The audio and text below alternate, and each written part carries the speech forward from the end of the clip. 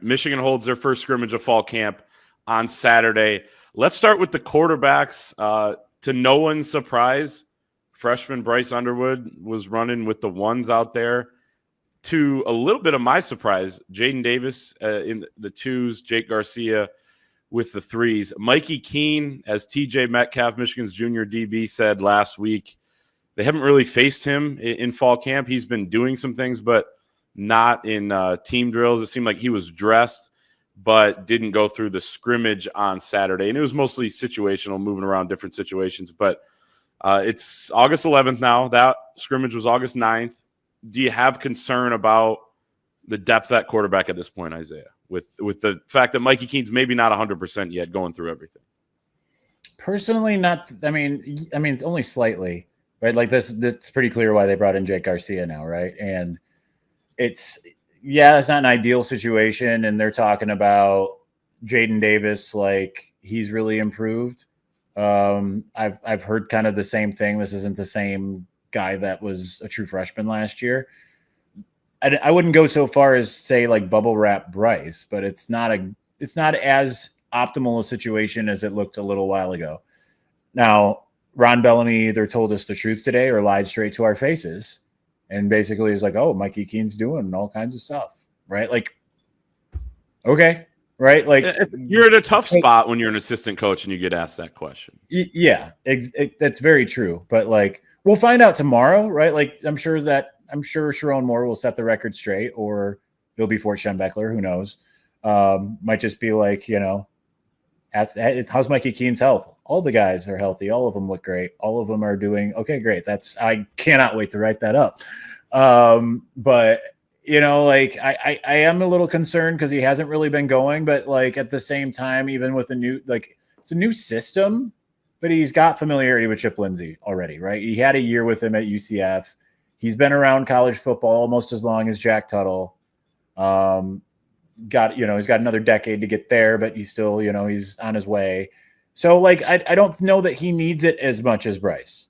Like, I think like you can kind of like, if they feel like he can be healthy, and I don't know if they feel that or not, but then like, does he really need to get all the reps and all of that kind of stuff? I don't know that that's necessarily the deal. Now, like, yeah, you want to get some rapport. I kind of sounds like with the individual stuff, like he's able to get that.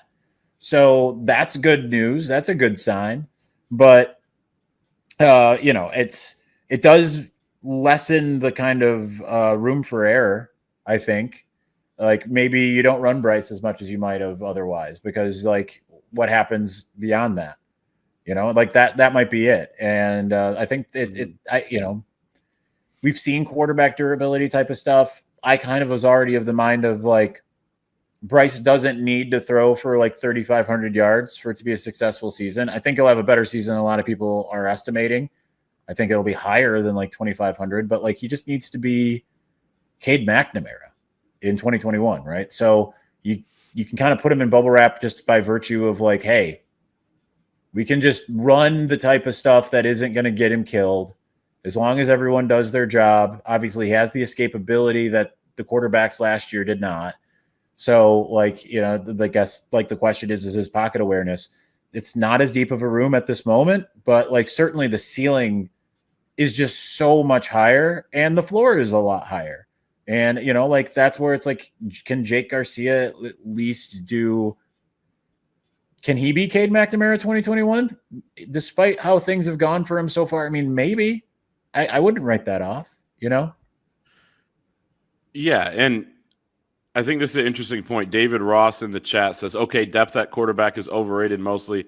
I don't think Jake Garcia is going to move the needle if he's a starter. Likely the season is in a bad place if Bryce gets hurt.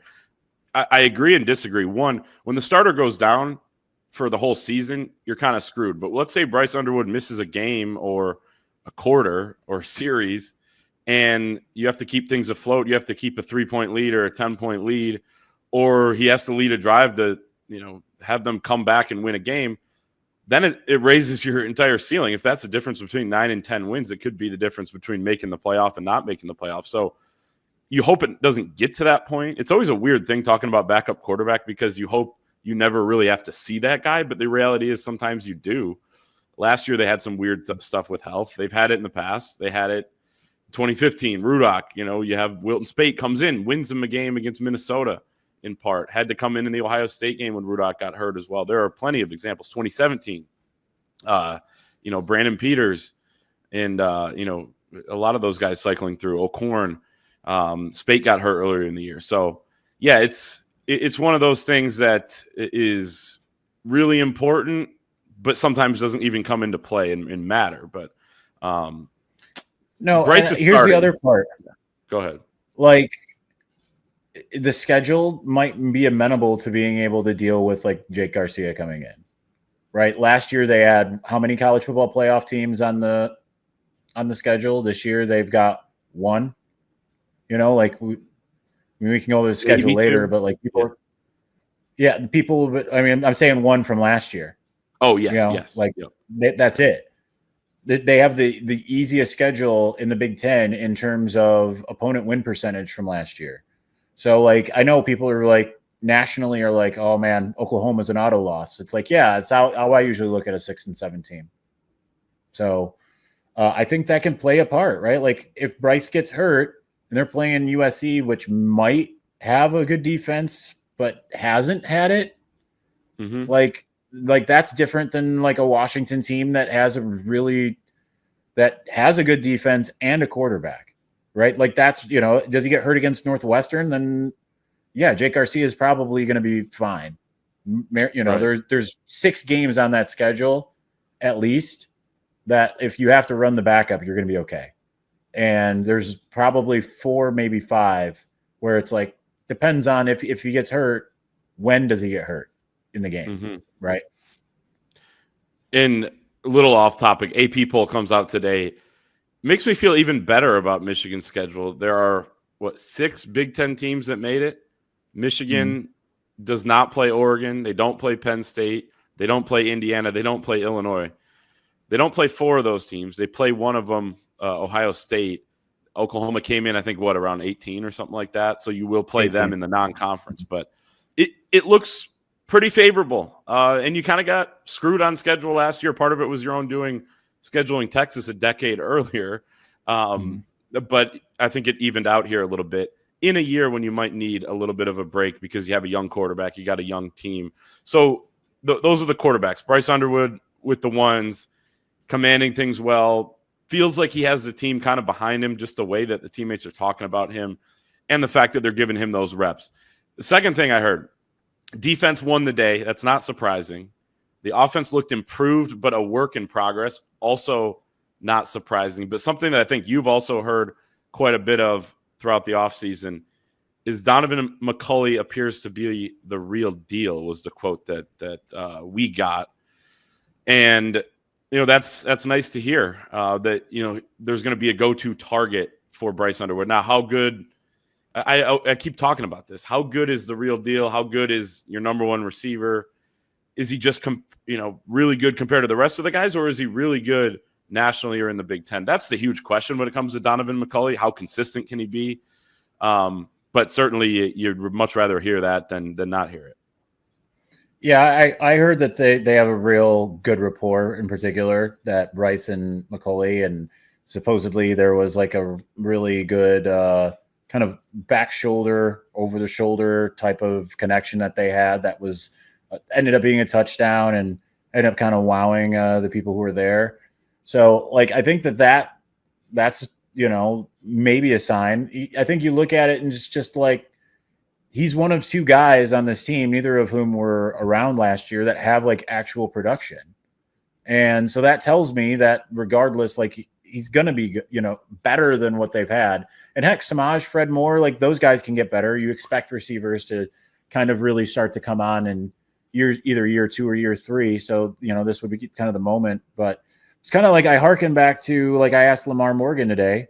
This, you were there, you were present.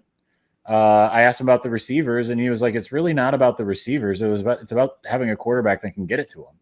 I think that's kind of what matters the most. Now, I mean, I agree with him because they didn't have that really. So we kind of don't know. Like, I don't think at times last year, it didn't feel like the receivers did them any favors, but Jack would probably be the first to tell you on that. in that Illinois game, the receivers were running wild, but he couldn't get the ball to them. Like they were running open all game. And so like that's the thing. And then the spring game is kind of a hard, with split squad, it's hard to really kind of figure out like what's what. He threw 14 times to Shannon Goodwin, who they just keep raving about, but we haven't seen it. So I think they do have something in McCulley. Just the way they talk about him, he earned the number one. This wasn't just like Kakoa Crawford, get it, I want number one. Okay, here you go. Congratulations, type of thing. I think he earned it. And because he talked about that. He's like, I had to earn it. I didn't want to just be given it. I wanted to earn it. And you saw the one play he had, and then you hear from Ron Bellamy today that he's the most like physically aggressive receiver when it comes to blocking and all of that. I think that's all extremely positive. And like I said, he's one of two guys that has actual experience, actual stats. We're not playing off of potential as much as we're playing off of the idea, can you miss a year of football and come back and at least do what you did and get 700 yards? If you can, then they'll be in a great spot. Yeah, and I think he's going to get those opportunities. I feel like just the way he's being talked about, what you hear about him, he's separated himself from probably the rest of the pack, especially on the outside. And that guy's going to get his opportunities, whether it's Cornelius Johnson type productivity or, Roman Wilson, probably a rung or two above that. And then, there's that next level, that 1,000-yard receiver that Michigan hasn't had since 2013, Jeremy Gallen. And Ron Bellamy, he knew that right off the bat today when someone brought it up. And he said that that's something that comes up in the room. They want to get there. Donaven McCulley said last week that he wants 1,000 yards and at least 10 touchdowns, and it's something that's motivating him. And like you said, and Bellamy said it today, he wanted to come in and prove himself. He wanted to prove he was physical. He wanted to prove he was reliable, and it seems like he's kind of done that. So good to hear there. Running backs look solid. One person in attendance said they should be at least what the running backs were last year. I've said all offseason, I think this duo of Justice Haynes and Jordan Marshall will be better. That's my prediction. We don't know yet. Will be better than the duo of Kalel Mullings and Donovan Edwards last season. Now, Kalel Mullings almost single-handedly won some games, so and maybe those performances won't be replicated. Maybe they won't need to be replicated. Hopefully you have some more help from the pass game and the rest of the team. He single-handedly in Donovan, that duo against USC, but it was against Minnesota, it was Kalel. Against Arkansas State, they couldn't tackle him. So, and there were other moments as well. You did an article, I believe yesterday or over the weekend, on position groups that you think could be better than last season. Did you have running backs as one of them that you think will be improved? Yeah, I think so. And it's no offense to my guy, the Don, who I shared text with yesterday. He played well over the weekend. Love to see that. That's why I shared. I had to, give him a attaboy.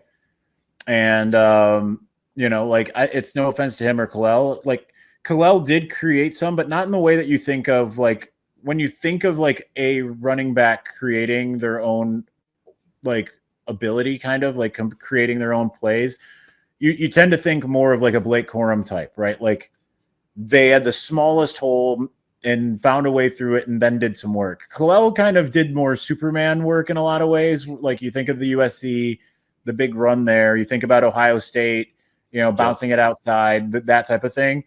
I mean, that was good, but you don't want to rely on that, and there's a reason why there just were so many games, like second half, they essentially, like USC, Minnesota, could do nothing in the second half. I think that both of these guys, and, it's a little bit easier to say with Justice because you've kind of seen a little bit more of it last year at Alabama and a little bit, you saw it in the spring game too.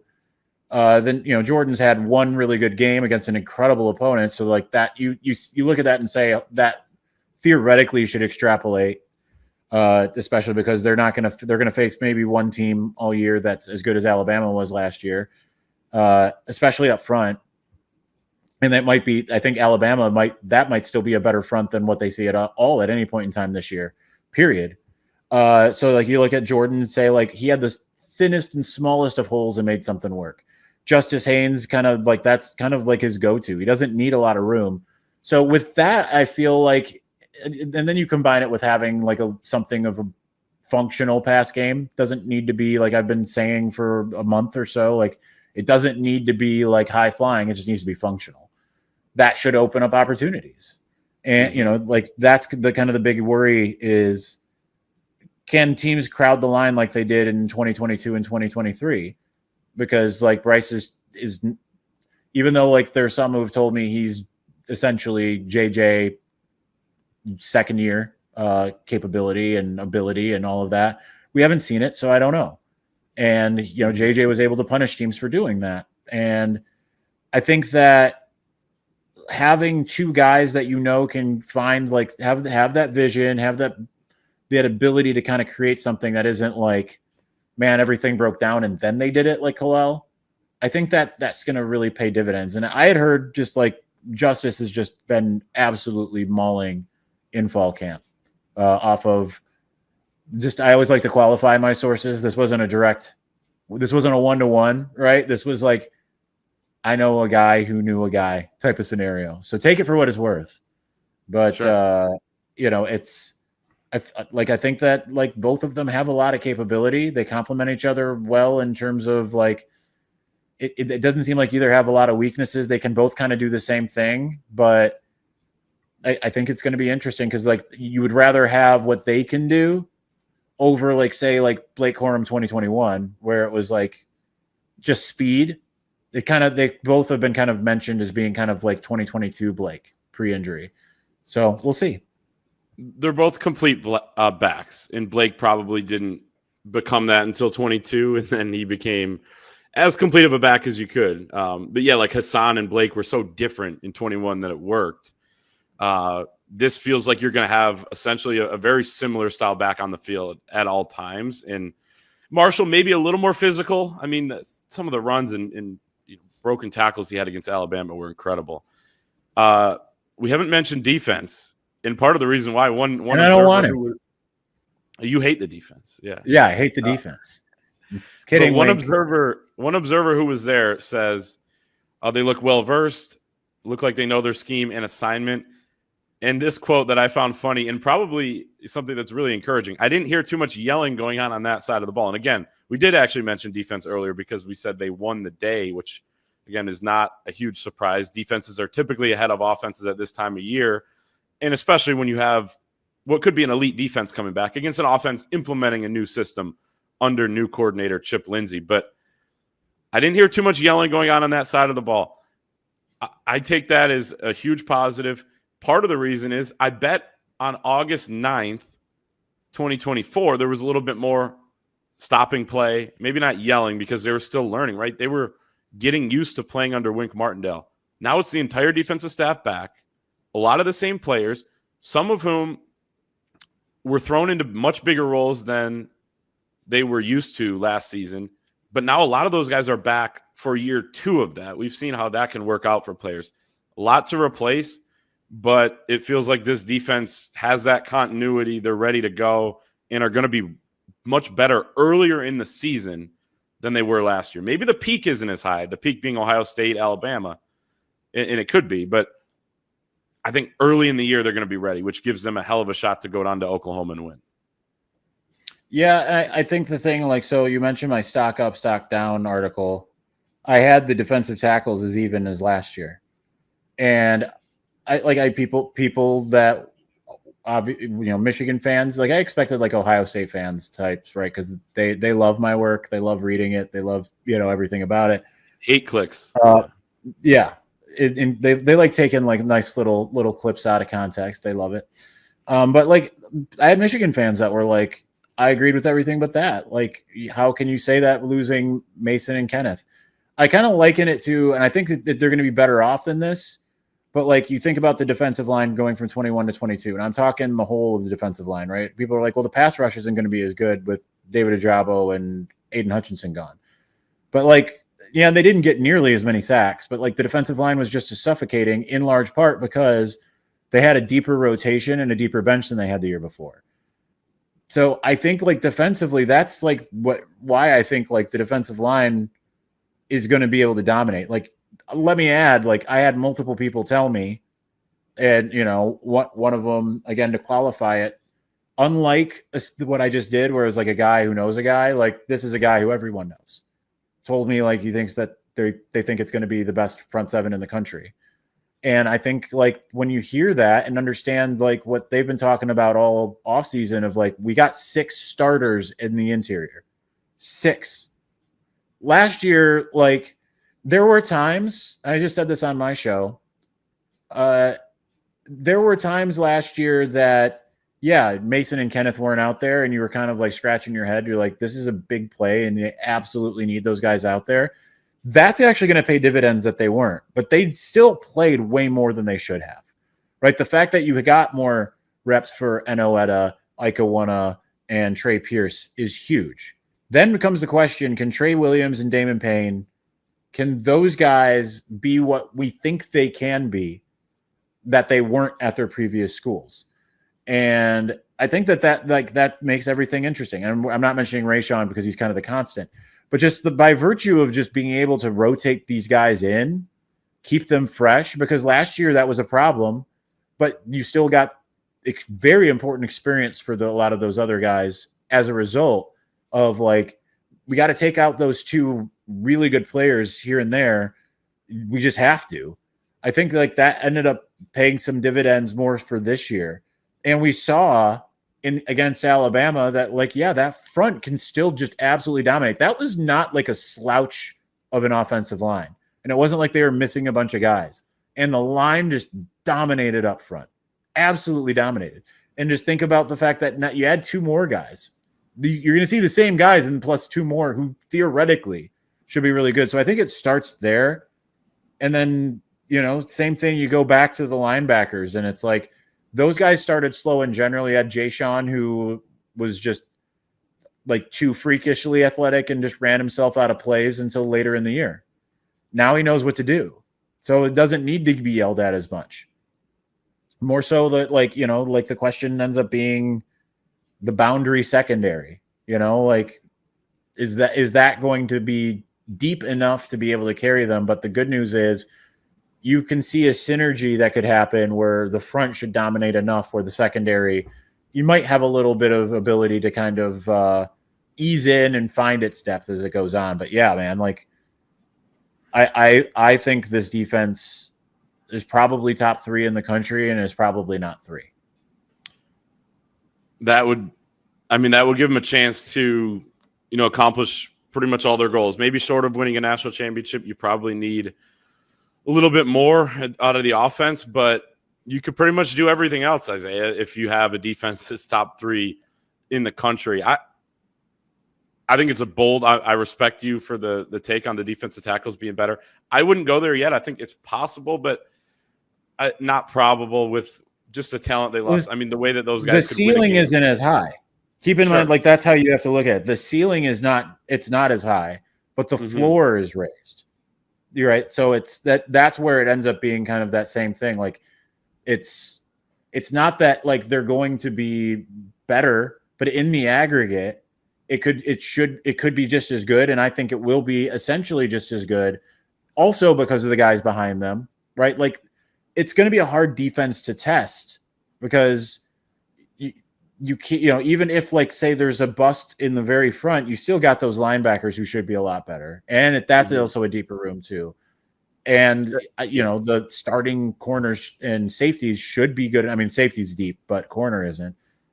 They should be good enough to like challenge on the back end most of the time. That's why it's not like it's not a situation where it's like, well, they'll be as good as Kenneth and Mason, but it's kind of like fresher legs, very good, knows their assignments a little bit better.